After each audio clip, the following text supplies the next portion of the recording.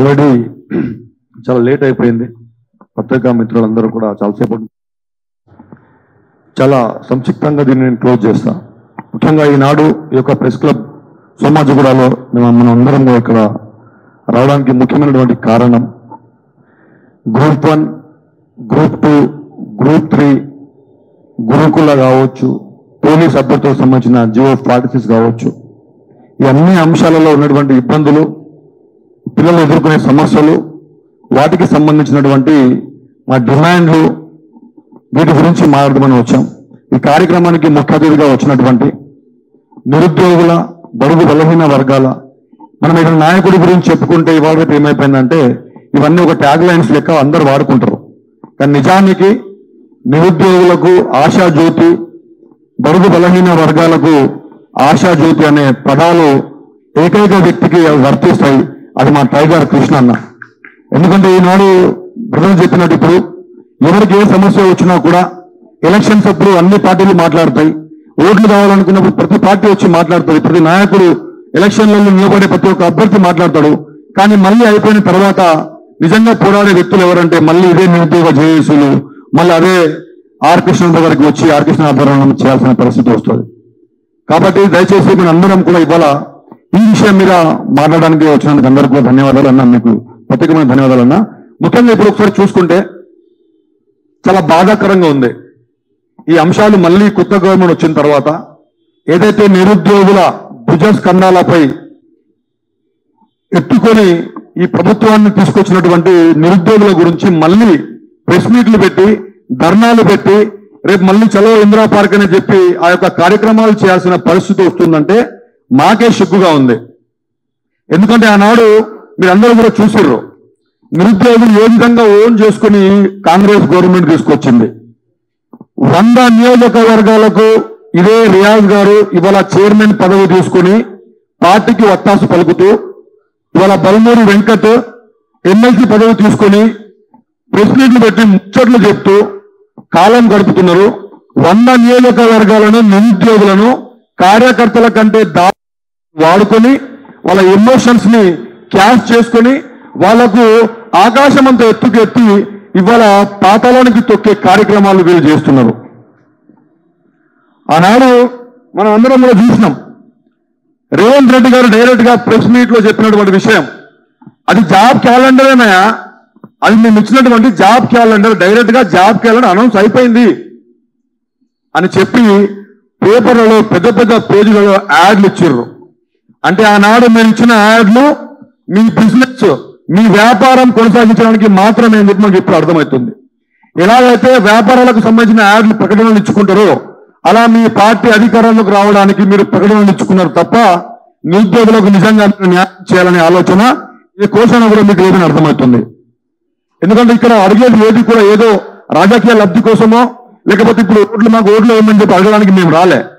ఇక్కడ ప్రతి ఒక్క అంశం, గ్రూప్ 1 అంశం గురించి 1:100 చేయాలి అని చెప్పి డిమాండ్ చేశారు బట్టి విక్రమార్క గారు.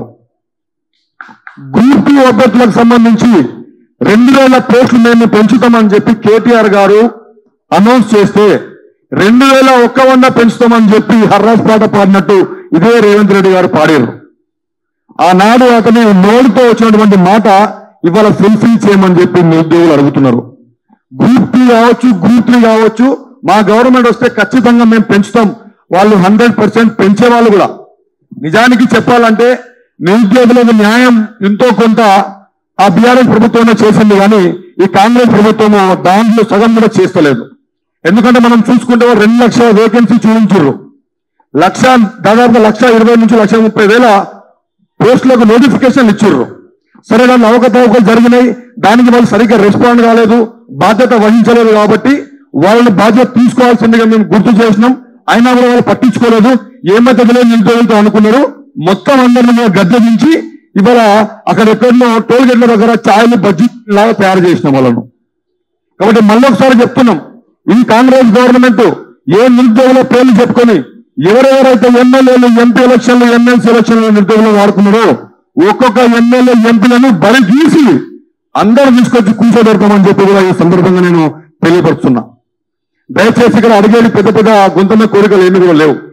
ఇవన్నీ కూడా నిజంగానే అన్న చెప్పినట్టు, జలసన్న చెప్పినట్టు వినోద్ సార్ గారికి ఇప్పుడు మాట్లాడినటువంటి విషయాలు జీవన్ రెడ్డి గారికి అవగాహన లేనట్టుంది.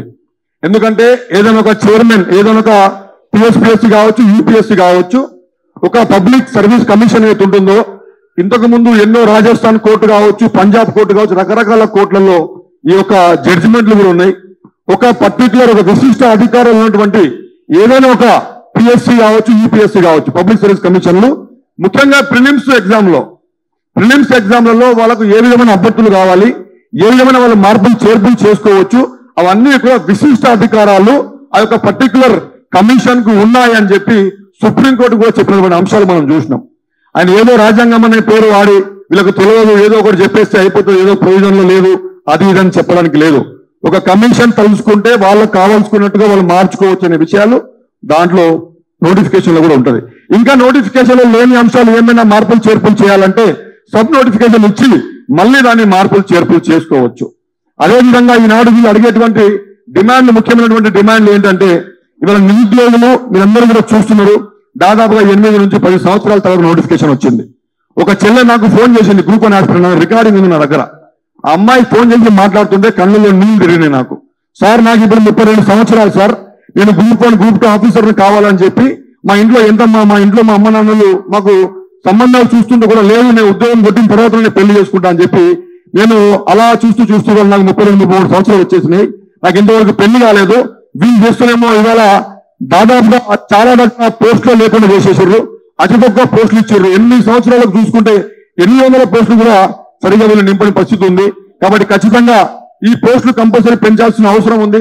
గత 10 సంవత్సరాలతో చూసుకుంటే ఇప్పటికీ నోటిఫికేషన్లు అంతకు నోటిఫికేషన్ తక్కువ వీళ్ళు పోస్టులు ఇవ్వడం జరిగింది. గ్రూప్ 2 నోటిఫికేషన్లు వేకెన్సీలు ఉన్నాయి. కావాలంటే మేము ఆర్ కృష్ణ ఆధ్వర్యంలో కమిషన్ వేయండి ఒకటి, మేము వచ్చి మీకు ఎక్కడెక్కడ వేకెన్సీ ఏమేమి ఉన్నాయో మొత్తం కూడా మేము చూపిస్తాం. దయచేసి దీని మీద అధికారికంగా రెస్పాండ్ ఇవ్వండి. ఇదేదో మేము అపోజిషన్ కాదు, మేము ఒక నిరుద్యోగ జేఏసీ, అదేవిధంగా నిరుద్యోగుల తరపున మారడానికి వచ్చినాం తప్ప దీన్ని పొలిటికలైజ్ చేయాలని మాకు ఎట్టి పరిస్థితులు కూడా లేదు. ముఖ్యంగా గ్రూప్ 1 లో 1:100 చేస్తామని చెప్పి ఏ విధంగా భట్టి గారు చెప్పారో అదే విధంగా 1:100 నిష్పత్తిలో పిల్లల్ని మీరు క్వాలిఫై చేయాలి. అప్పుడు వాళ్ళకి అవకాశం దొరుకుతుంది. అట్లీస్ట్ మీరు డైరెక్ట్ గా ఉద్యోగం ఇవ్వమని చెప్పలేము, మీరు అవకాశం కల్పిస్తే దాంట్లో ఉన్నటువంటి బెస్ట్ మెరిట్ ఆస్పిరెంట్స్ బయటకు వస్తారు.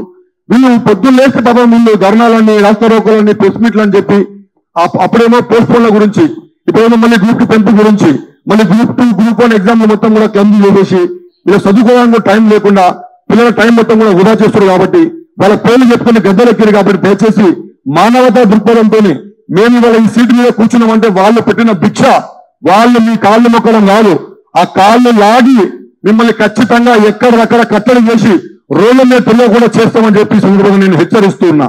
నిరుద్యోగులను మీరు ఏదో ఏమైతుందో వెళుతున్నా అనుకుంటేనే ఇంతకుముందు గవర్నమెంట్ ఏం పరిస్థితి అయిందో మీరు చూసారు.